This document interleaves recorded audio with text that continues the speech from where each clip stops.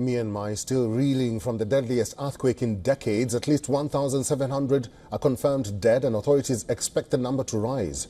In the latest string of aftershocks, a 5.1 magnitude quake hit Myanmar's Mandalay. This as rescuers have mounted a desperate search for survivors. Gripped by a severe humanitarian crisis, rescuers in Myanmar are racing against time to find quake survivors in the rubble of collapsed buildings. In these visuals from Mandalay, rescuers can be seen pulling a woman alive from the wreckage of a collapsed apartment building.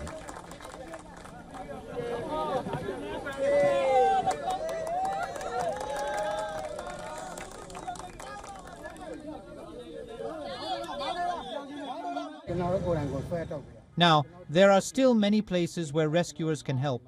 There are still many places left unrescued. Beside the moat, the rubble of the collapsed buildings are as it is. We don't know whether people are trapped under the rubble. Quite a lot of places still need help.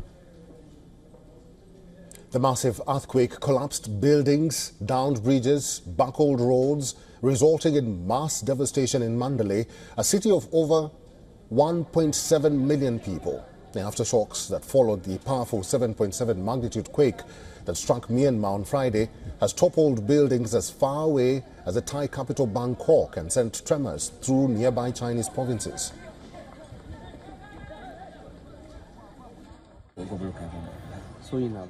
At the beginning, I didn't think she would be alive because the floor they were stuck on, people have very little chance to live. I am very happy that I heard good news that she's alive.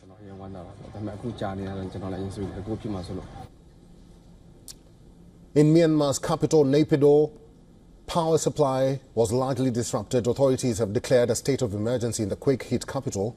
The city was plunged into darkness even as rescue and relief efforts continued. The earthquake that rattled Myanmar is among the biggest to jolt the Southeast Asian nation. It has crippled airports, bridges and highways amid a civil war that has wrecked the economy and displaced millions. These are the before and after satellite images showing the devastation caused by the Myanmar quake. The images show destroyed buildings and an area of sharks completely flattened. Footage released by Myanmar's army-run broadcaster showed the damage sustained by the historic Mandalay Palace. The old clock tower, front gate and relic tower were among the landmarks on the palace that sustained serious damage.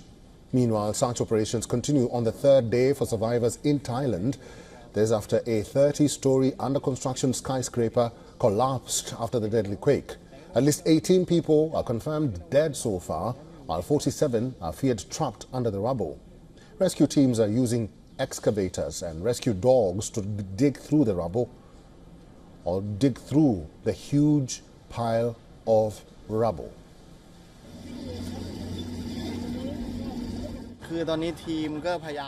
Right now, our team is trying to find anyone that might still be alive.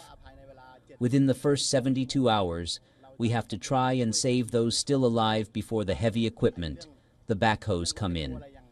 We and the dogs will help to try and find survivors first.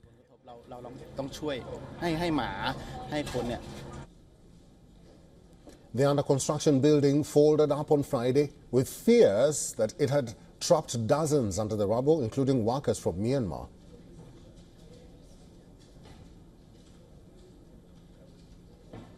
Phil Robertson is a director at Asia Human Rights and Labour Advocates. Is now joining us live on this broadcast. Phil, good to see you and thank you very much for making time for us. I think the concern now is the aftershocks. What are the authorities in Thailand telling or advising their people? Well, right now, the Prime Minister has actually said that they've gone around and inspected many of the buildings. Certainly the Bangkok Metropolitan Authority has been very active in inspecting buildings for damage. And what we have learned so far is that only 2 buildings have been found that are potentially at risk and unsafe to return to. So I think that Bangkok and Thailand may be increasingly out of the woods in terms of the trouble faced by the earthquake. But of course, the situation in Myanmar is very dire and very serious. And so little has been done to help the people in Myanmar. And that's where I think many in the international community are turning their focus. I mean, we hope that there will be people found alive in that building that collapsed in Chatuchak in northern Bangkok. But that is the major story in Bangkok. But I really do think that the attention of the world really needs to turn to Myanmar and focus on what is going on in that country. Phil Robertson, now that you've put it that way, I think it is of great concern that the humanitarian aid goes to Myanmar, and we've seen the visuals, we've seen the images from Myanmar. Apart from the devastation, it's the zeal of the people. We found, or we saw, that woman being rescued alive from Myanmar. What can be done, really, at this moment, you think? Well, right now we're seeing various different international teams going in.